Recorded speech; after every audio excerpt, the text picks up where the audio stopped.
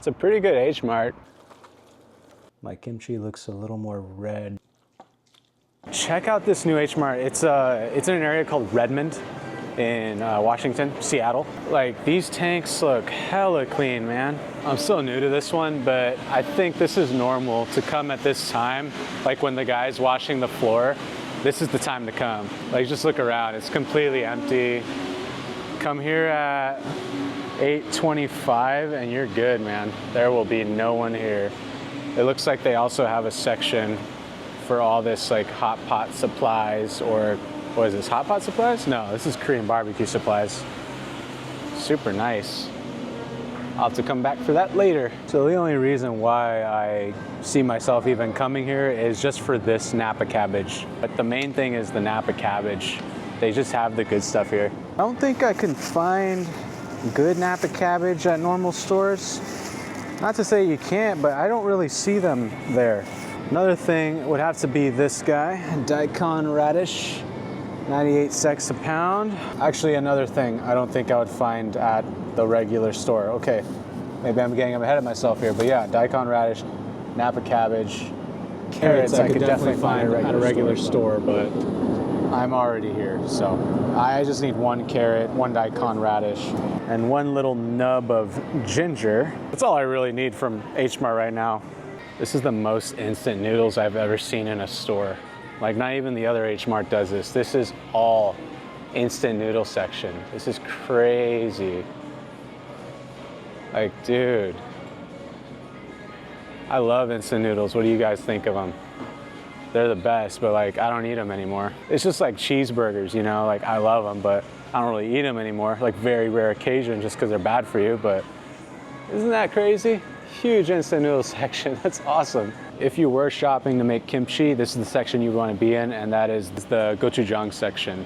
I usually just go with the Sempio brand, this stuff right here, Sempio brand gochujang. That's usually the go-to for me. And then you can also do gochujaro, which is also freaking Korean chili flake. But I have that at home as well. It's a pretty good H Mart if you ever happen to be up in Redmond Town Center. This place is pretty sweet. It's like really chill, really nice place to walk around. Oh, it smells like Dairy Queen ice cream right now. I love that stuff. I totally spaced and I forgot I just got one of these. If you didn't know, I didn't know, I've been going to H Mart for years. They have H Mart cards now. I don't really know what this does. It says, I don't know what the points are for, but you can get points at H Mart now. Kind of cool. There you go. Okay, so I've done this in the past. Now the gist of this is you take the cabbage and this needs to lacto ferment. Now look, I want to go about this in grandma fashion. I really do, but I don't think I'm quite there yet. I still prefer just to measure it out by weight, get the salt by weight. I always space on it and I always have to Google it. I think it's 2% by weight, might be wrong. But we are gonna go kind of grandma method here and just tear it instead of cutting it today, just because I'm feeling kind of lazy, honestly.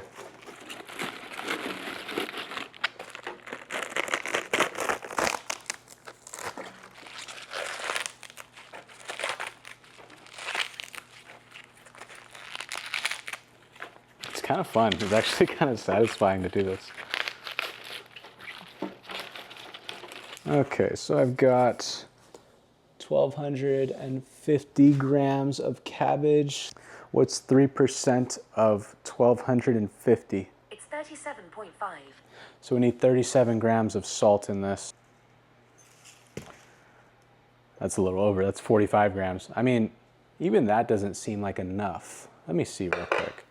Is it actually 2%? Let's see. ChatGPT is my best friend for this shit nowadays. It usually... Wow, I was actually right. Okay. Yo. All right, well, ChatGPT says I'm right and it's supposed to be 2%. I don't know how the moms and the aunties do it, man. Like, they just eyeball it. So what's supposed to happen here is it gets coated in the salt evenly. And look, I don't even rinse the cabbage. I just go straight into it because this cabbage is pretty clean. There's like no dirt. And even if there was, I like some of that dirt. I like that bacteria. Like it's kind of good for you. I just let this go for about 2 days. And then after that 2-day period, that's when I'm gonna add in my, my kimchi supplies, which would be like the daikon, the carrot, the gochugaru, the gochujang, ginger, garlic, all that stuff, scallion. But right now it just needs to be covered. I'll probably pack this with some plastic wrap. Just like kind of touch it on there like that. Weigh it down a bit, you know? Make sure that there's no air getting in for the most part. And then I want to put it in a dark place.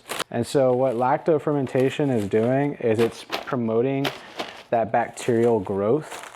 And that's why we want to make sure everything is clean. That's why you saw me using gloves and I wash my hands. And I mean, I always wash my hands when I cook, but you know what I mean? Like, I just make sure everything's really clean and also use gloves. And then put plastic and then clean containers and all that stuff. This gets covered, dark place, 2 days. Then we'll add the kimchi supplies. Okay, we're back. We're back. It's 2 days later. Typically I would do 1 day later. I've been keeping it here in my little like camera storage area. Cool, dark place.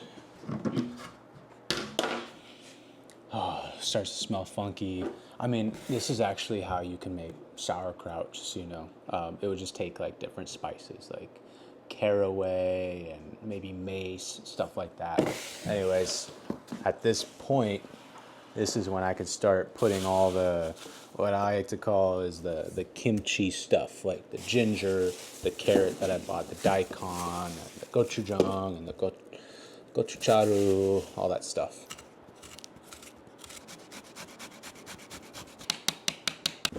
I forgot about the garlic. I really hope I have some downstairs. Also, guys, look, I got a new fridge downstairs. This is something I've always wanted. I'm so pumped about this. So I can like keep all of my prep and everything in here. Anyways, I've got garlic right here. Here we go.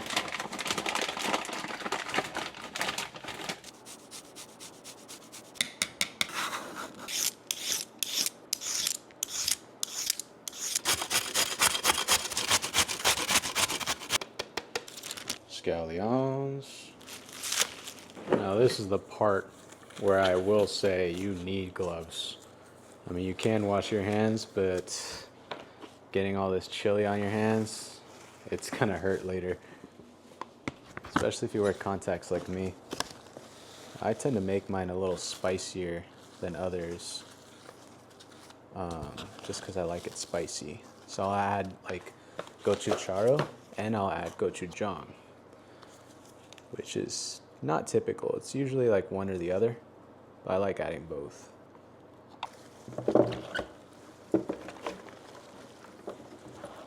I almost forgot something pretty important. Can you guys guess what I was about to miss? This right here, fish sauce. So typically, kimchi was like vegan when it was first created, like who knows how many thousands of years ago.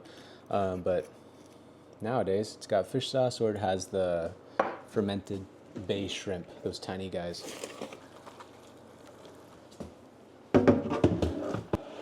Back in you go for another 2-3 days. See you later.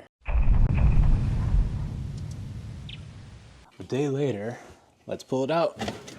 I haven't seen it.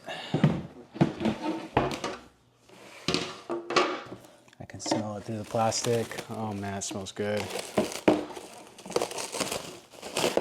My kimchi looks a little more red than most because I like to make mine a little spicier. This looks so freaking good. So this now will just go into like a container of choice and then stick it in the fridge, and it should last for a good while in there. I could let it go longer if I want to get it more funky, but this is where I want it to be.